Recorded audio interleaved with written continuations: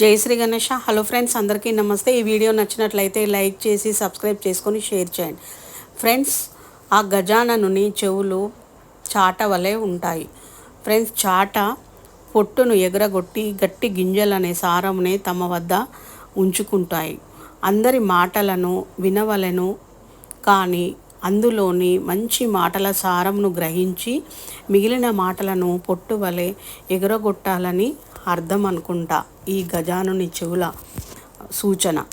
Friends, అంతేకాకుండా పెద్ద చెవులు శ్రవణ భక్తిని కూడా సూచిస్తాయంట. ఫ్రెండ్స్, మనము కూడా మనకు మన శరీర ఆకృతిలో పంచేంద్రియాలలో ఒకటైన ఆ చెవుల ద్వారా మంచి సంగీతాన్ని, ఆ భగవంతుని భక్తి గీతాలను విని శ్రవణానందంతో మనము సంతోషంగా ఆనందంగా ఉండాలి. Thank you friends.